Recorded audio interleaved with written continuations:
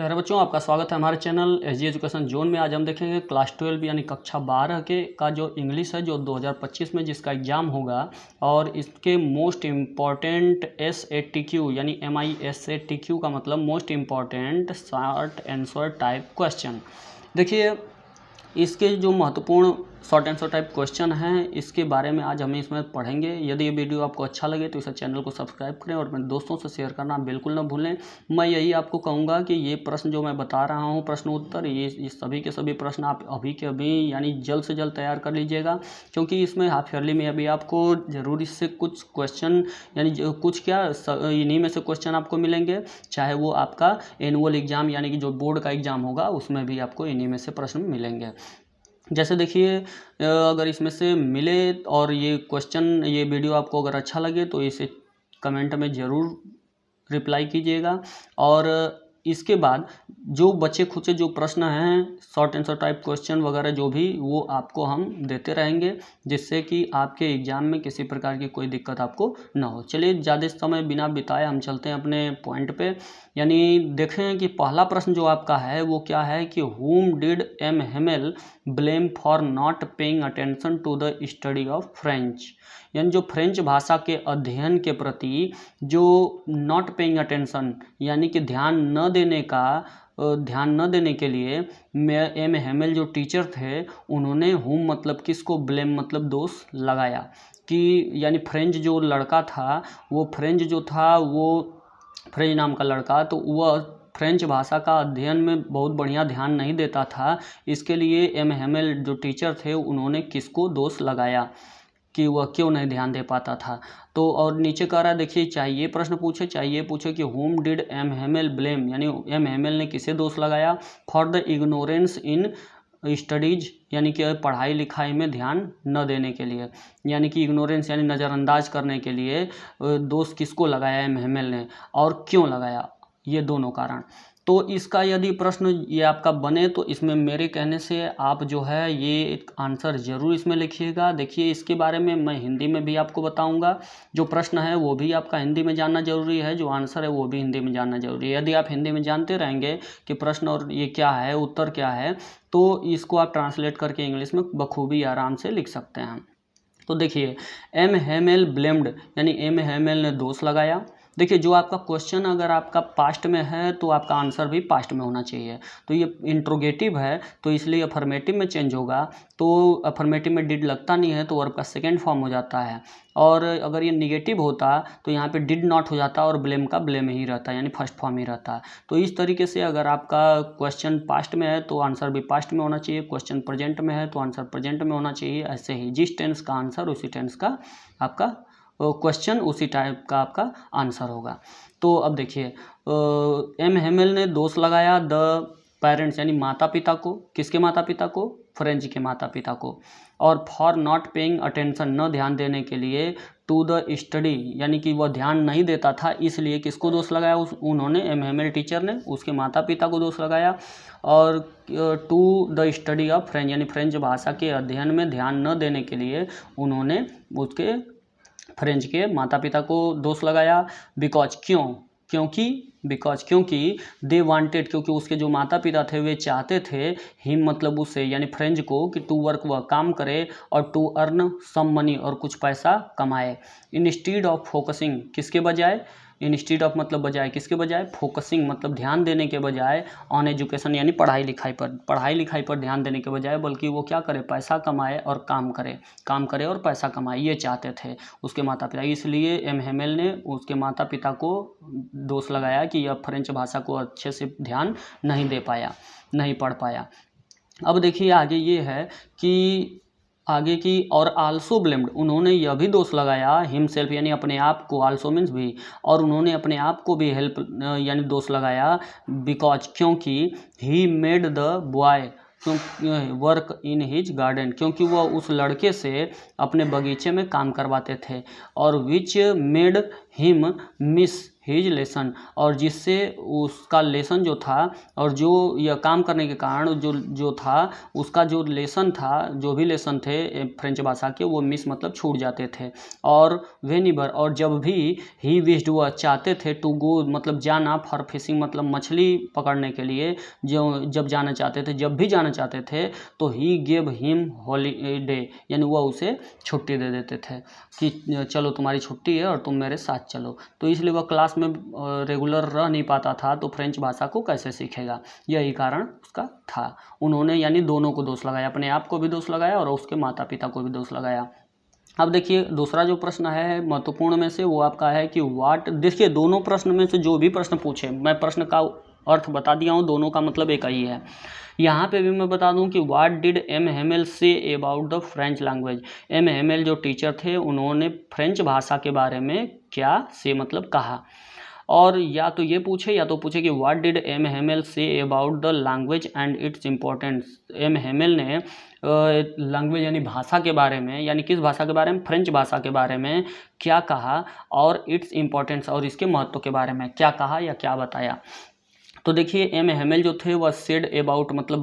बोले about the French language, यानी French भाषा के बारे में बोले। देखिए यहाँ पे से है तो ये इंट्रोगेटिव है, तो जब इसको आंसर देंगे तो ये अफर्मेटिव में हो जाता है, तो से का सेड हो जाएगा, क्योंकि अफर्मेटिव में पास्ट इंडेफिनिट के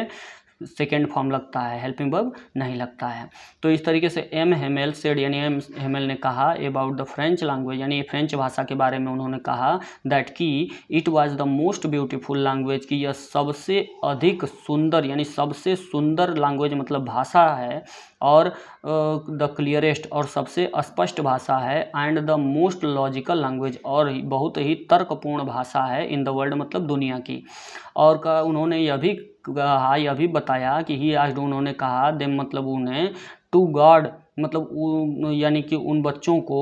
उन्होंने यह भी बताया कि टू गॉड मतलब वो रक्षा करें, यानी उन्हें रक्षा करना चाहिए, इट मतलब इसकी, इस भाषा की यानी फ्रेंच भाषा की, अपनी भाषा की रक्षा करनी चाहिए, एंड नेवर और कभी भी फॉरगेट मतलब भूलना नहीं चाहिए, इट मतलब इसे यानी किसे, इस भाषा को, बिकॉज क्योंकि व्हेन पीपुल जब लोग वर इंस्लेव्ड यानी गुलाम होते हैं, जब लोग गुलाम हो जाते हैं, तो एज लॉन्ग एज यानी जितने लंबे समय तक दे हेल्ड फास्ट यानी कि मजबूती से पकड़े रखते हैं, टू देयर लैंग्वेज यानी अपनी भाषा को अगर पकड़े रखते हैं, यानी भाषा से जितना लंबे समय तक वो संबंधित रहते हैं, तो दे हैड द की, तो ये मानो कि वह उसी प्रकार होता है जैसे कि दे हैड द की, उनके पास कोई चाबी हो, टू देयर प्रिजन यानी अपने कैद खाने की, ये पी है, ये पी समझिएगा प्रिजन, तो अपने कैद खाने की चाबी अपने पास होना वो उसी के जैसा है, यानी अपनी भाषा पे कमांड हमेशा रखना, अपनी भाषा से जुड़े रहना। ये आपका दोनों प्रश्न में से कोई भी प्रश्न पूछे या उससे संबंधित, तो ये आप यही आंसर लिखिएगा। और एक प्रश्न आपका ये भी होता है, मैं आगे यहाँ पे मैंने नहीं दिया है, वो आगे आपको ज़रूर दूंगा, ये मतलब इसी वीडियो में आगे आपको दूंगा, जो कि इसका भी आंसर क्या होगा, दूसरा वाला ही होगा। अब जैसे देखिए आगे मैं बता दूं आपको कि जैसे क्वेश्चन तीसरा कि व्हाट इज़ द रीजन, यानी क्या कारण है दैट की मेड एम हेमेल डिक्लेयर्ड, की एम हेमेल ने घोषणा किया क्या, दैट की लेसन जो है वह which was going to teach on that fateful day, यानी कि बड़ा ही भाग्यपूर्ण दिन है कि उस दिन हम अपनी भाषा क्या कर रहे हैं, पढ़ने जा रहे हैं, और was would to be the last lesson, और यही हमारा फ्रेंच भाषा का अंतिम लेसन होगा। इसके बारे में एम हेमेल ने क्या घोषणा किया, क्यों उन्होंने कहा कि यही हमारा लास्ट लेसन होगा, और क्यों उन्होंने कहा कि यह भाग्यपूर्ण है कि हम एक लेसन पढ़ने जा रहे हैं जो कि लास्ट होगा फ्रेंच भाषा का। चाहे ये प्रश्न पूछे, चाहे फिर आपका ये प्रश्न पूछे कि इन द लास्ट लेसन, यानी कि इस लास्ट लेसन नाम का जो लेसन है, इसमें नेम द कंट्रीज, उन देशों का नाम बताओ, हु वर फाइटिंग जो लड़ रहे थे, एंड डिस्क्राइब और वर्णन करो the content of the bulletin board, यानी बुलेटिन बोर्ड में क्या सूचना थी, इसके बारे में आपको पूछे अगर डिस्क्राइब करने के लिए, तो मैं आपको बता दूं कि इन द लास्ट लेसन, ये आप आंसर इसका लिखेंगे कि इन द लास्ट लेसन, ये जो लास्ट लेसन नाम का जो लेसन है, इसमें अल्सास और लॉरेन जो थे वर एनेक्स्ड, उनको कब्जा कर लिया गया था बाय प्रूसिया यानी कि जर्मनी के द्वारा, यानी प्रूसिया के द्वारा इसको कब्जा में कर लिया गया था अल्सास लॉरेन को, in the battle of France and Prussia, Prussia और फ्रांस कंट्रीज मतलब देशों के युद्ध में, प्रूसिया और फ्रांस में आपका युद्ध हो रहा था, तो उसी युद्ध में प्रूसिया के द्वारा, जब प्रूसिया जीत गया, फ्रांस हार गया, तो प्रूसिया के द्वारा फ्रांस का 2 जिला अल्सास और लॉरेन पर क्या एनेक्स मतलब कब्जा कर लिया गया। तो हु वर फाइटिंग, जो लड़ रहे थे, तो उसके बारे में। तो ये आपको इसका आंसर पता चल गया, और इसका को थोड़ा सा जो प्रश्न है उसके अनुसार, तो ये आपका ये हो गया। और वर्णन क्या किया गया, बुलेटिन बोर्ड में क्या आदेश था, तो और एम हेमेल ने डिक्लेयर्ड मतलब यह घोषणा किया या यह बताया या कि द बुलेटिन बोर्ड डिस्प्लेड, कि बुलेटिन बोर्ड डिस्प्लेड मतलब यह बताता है कि या यह दिखाता है, द न्यूज मतलब समाचार, कि दैट कि द ऑर्डर जो आदेश है हैड कम, यानी कि आदेश आया है फ्रॉम बर्लिन, यानी बर्लिन से, यानी बर्लिन कहाँ पे है आपका, प्रूसिया में यानी जर्मनी में। तो जो आपका बर्लिन है, बर्लिन से आदेश आया है टू टीच ओनली जर्मन, कि जर्मन भाषा ही केवल पढ़ाना है, in the schools of Alsace और लॉरेन, जो अल्सास और लॉरेन पे कब्जा वाले जो ज़िले हैं, इस अल्सास और लॉरेन में केवल जर्मन भाषा ही इन स्कूलों में पढ़ाना है, इसका आदेश आया है, बुलेटिन बोर्ड पे ऐसा लिखा है। एंड और it would be the last lesson, और यह क्या होगा, अंतिम अध्याय होगा, अंतिम पाठ होगा ऑफ फ्रेंच लैंग्वेज, यानी फ्रेंच भाषा का। अब आगे जो है उसको देखिए, अगला जो आपका प्रश्न है, देखिए मैं अभी कहा था कि दूसरा आंसर ही इस प्रश्न का भी होगा, किसका, इन व्हाट वे, किस तरीके से, अकॉर्डिंग टू एम हेमल, यानी एम हेमल के अनुसार, डज द मदर टंग, जो मातृभाषा है, मदर टंग कहिए या तो जो मातृभाषा होती है, यानी जो अपनी भाषा होती है, वह सर्व मतलब कि बचाती है या सेवा करती है, इवन द इंस्लेव्ड पीपुल, भले ही हम किसी के गुलाम हो जाएं, यानी हम भले ही हम गुलाम हो जाएं, फिर भी मातृभाषा हमारी कैसे रक्षा करती है, तो इसके बारे में एम हेमल ने क्या कहा, तो इसका भी आंसर आपका दूसरा ही होगा। तो इन प्रश्नों को बाबू एकदम तैयार कर लीजिएगा, इनसे एकदम थोड़ी भी दूरी मत बनाइएगा, ये बहुत बहुत इंपॉर्टेंट प्रश्न है, जो कि आपको अगर नहीं पढ़ेंगे तो आपको एग्ज़ाम के टाइम में इसका अंदाज़ा लगेगा कि हम कितनी बड़ी गलती किए हैं। मैं चाहता हूं कि आप सभी लोग इन प्रश्नों और प्रश्न के जो उत्तर हैं ये आंसर के साथ इसको ज़रूर तैयार कर लें, और ये सिंपल वे में लिखा हुआ प्रश्न है, जो कि आपके अकॉर्डिंग ये थोड़ा सा ध्यान देंगे, ट्रांसलेटिंग आइडिया लगाएंगे तो ये याद हो सकता है। क्वेश्चन का अर्थ और प्रश्न हिंदी जो इसका आंसर का जो अर्थ है वो एकदम इसको तैयार कर लीजिएगा, समझ लीजिएगा अच्छे तरह से कई बार देख के। तो ये देखिए, व्हाट हैपेंड, क्या घटना घटी व्हेन चर्च क्लॉक स्ट्रक 12, जब जो चर्च की जो घड़ी थी उसमें जब 12 बजा तो क्या घटना घटी, तो व्हेन चर्च क्लॉक स्ट्रक 12, जब चर्च की घड़ी में 12 बजा तो द प्रूसियन आर्मी, जो प्रूसिया यानी जर्मनी की जो आर्मी मतलब सेना थी या जर्मनी के जो लोग थे वह केम मतलब आए, टू टेक ओवर यानी कब्जा करने, एंड मिस्टर जो एम हेमेल थे वह स्टूड अप, वह खड़े हो गए ऐसा देख के, और वांटेड चाहते थे, टू टेल मतलब बताना, समथिंग मतलब कुछ बताना चाहते थे, लेकिन क्या हुआ कि हीज वॉइस जो उनकी आवाज़ थी वह चॉक्ड, वह क्या हो गई, रुक गई, यानी अटक गए वो बीच में ही, यानी उनकी आवाज़ नहीं निकल रही थी, इन ग्रीफ मतलब दुख से उनकी आवाज़ क्या हो गई, रुक गई, अटक गई, जबकि वो बेचारे कुछ कहना चाहते थे, बड़े दुख में थे। तो अब क्या है कि आगे कह रहा है कि ही रोट, वह लिखे, जब नहीं बोल पाए तो क्या किए, उन्होंने लिखा ऑन द ब्लैक बोर्ड, यानी ब्लैक बोर्ड पर उन्होंने क्या लिखा, वाइव ला फ्रांस, यानी फ्रांस की जय हो, और क्या किया, ऐसा लिख के उन्होंने डिसमिस द क्लास, यानी कि क्लास को डिसमिस कर दिया, यानी छोड़ दिया। अब देखिए, तो आगे जो प्रश्न है वो ये प्रश्न है कि ओ हु वाज मुकेश, मुकेश कौन था, and what was his ambition, और उसकी महत्वाकांक्षा यानी इच्छा क्या थी। चाहे ये प्रश्न पूछे या ये पूछे कि what does Mukesh want to become in life, Mukesh जो है अपने जीवन में क्या बनना चाहता है, तो ये पूछे, या क्या बनना चाहता था ये पूछे, तो भी आपको यही आंसर लिखना है, क्योंकि दोनों प्रश्न का संबंध इसी से है। तो देखिए, Mukesh was the boy of bangle maker, Mukesh जो था वह एक ऐसा लड़का था, किसका, बैंगल मेकर फैमिली, यानी बैंगल मेकर के परिवार का, यानी कि जो चूड़ियाँ बनाने वाले जो परिवार थे फिरोजाबाद में, वो फिरोजाबाद में जो चूड़ियाँ बनाने वाले परिवार थे उसी परिवार का एक लड़का था। अब देखिए कह रहा है कि दे लिव्ड, वे जो थे चूड़ी बनाने वाले वे या और मुकेश जो थे बेंगल मेकर, वे रहते थे इन हाफ बिल्ड यानी आधे बने हुए हट मतलब झोपड़ी में घर में रहते थे, और स्टिंकी लेन और बदबूदार लेन मतलब कि जो रास्ते होते हैं या जो नालियाँ होती हैं तो उसी के पास रहते थे, उसी में रहते थे। मुकेश टोल्ड, मुकेश ने बताया यानी बदबूदार, और देखिए मुकेश टोल्ड दैट, मुकेश ने बताया कि he would be A motor mechanic, कि वह क्या बनना चाहता है, वह क्या बनेगा, ए मोटर मैकेनिक बनेगा यानी वह मोटर मैकेनिक बनना चाहता था, एंड लर्न और सीखना चाहता था। और क्या सीखना चाहता था, टू ड्राइव मतलब गाड़ी चलाना, ए कार मतलब एक कार चलाना सीखना चाहता था। बिकॉज क्यों, क्योंकि ही वांटेड टू बी, क्योंकि वह बनना चाहता था हिज ऑन मास्टर यानी खुद का मालिक बनना चाहता था, इसलिए वो उसकी ऐसी इच्छा थी, वह फ्यूचर में लाइफ में वैसा बनना चाहता था, वह बेंगल मेकर नहीं बनना चाहता था क्योंकि उसमें बहुत परेशानियाँ थीं। अब देखिए आगे कह रहा है कि अगर क्वेश्चन आपका दोनों में से कोई बने तो इसका भी आंसर एक ही होगा। Why did children in Seemapuri stay barefoot, Seemapuri में जो बच्चे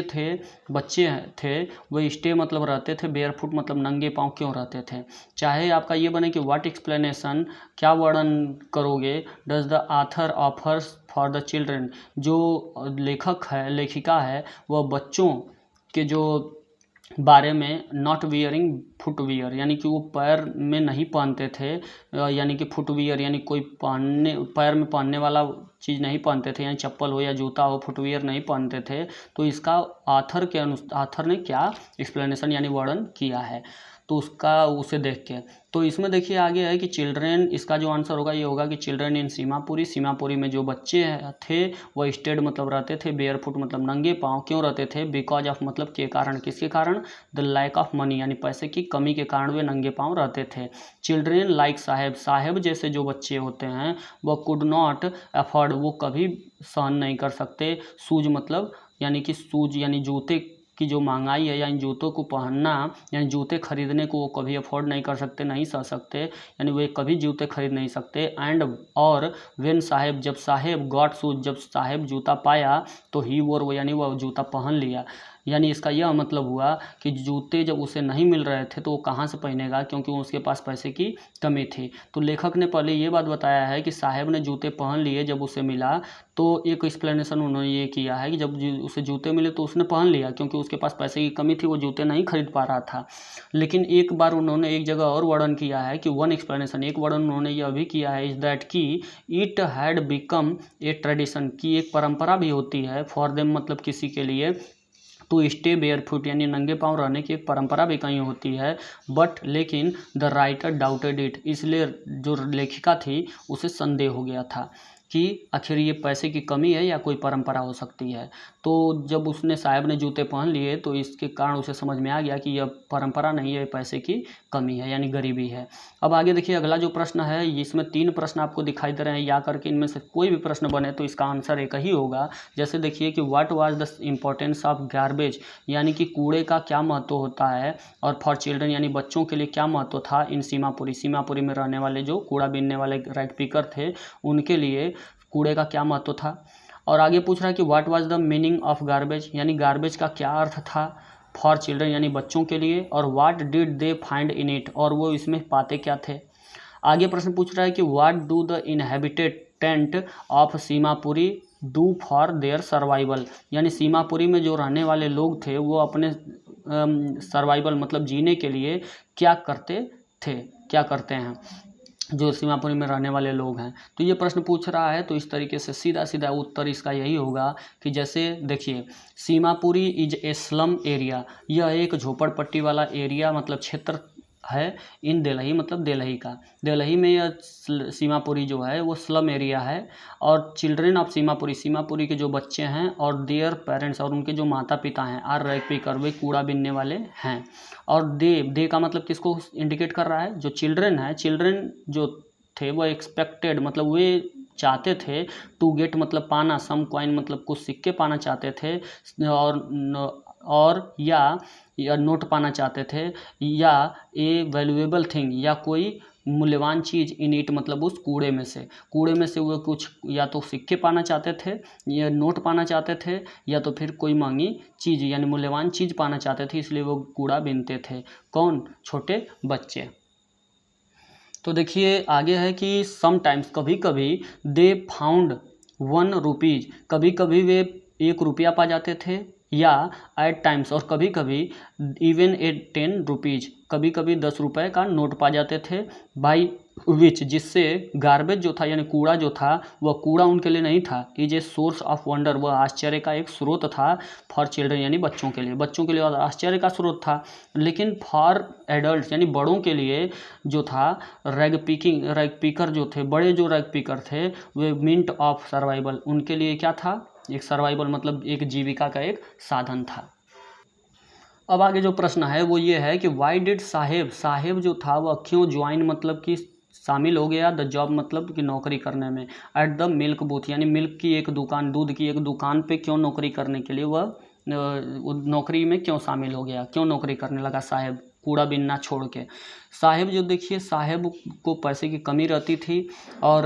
खाने के लिए भी सही से उसको नहीं मिलता था, पैसे की कमी रहती थी। तो साहेब ने क्या किया? ज्वाइंट मतलब ज्वाइंट द जॉब यानी कि जॉब कर पकड़ लिया एट द मिल्क बूथ यानी एक दूध की दुकान पे, बिकॉज क्योंकि ही गॉट मनी क्योंकि वहाँ वो पैसे पा जाता था, एंड ऑल हिज मील्स और वो अपने हर टाइम के भोजन पा जाता था, और इसके बावजूद ही वाज पेड उसे दिया जाता था 800 रुपया फॉर हिज सर्विस यानी उसकी सेवा के लिए 800 रुपये भी उसे मिल जाते थे, इसलिए उसने जॉब करना शुरू कर दिया।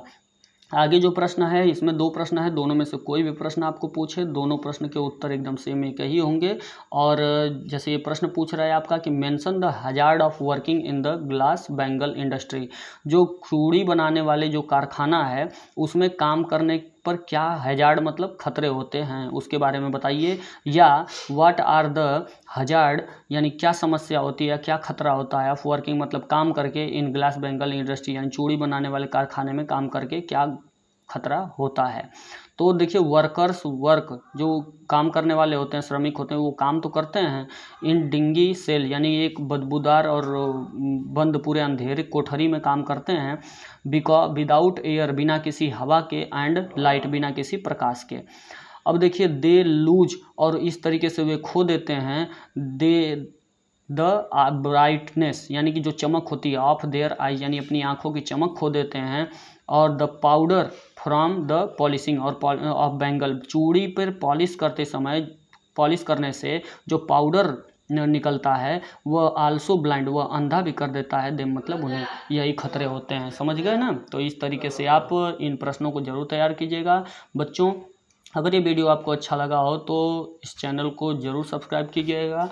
धन्यवाद।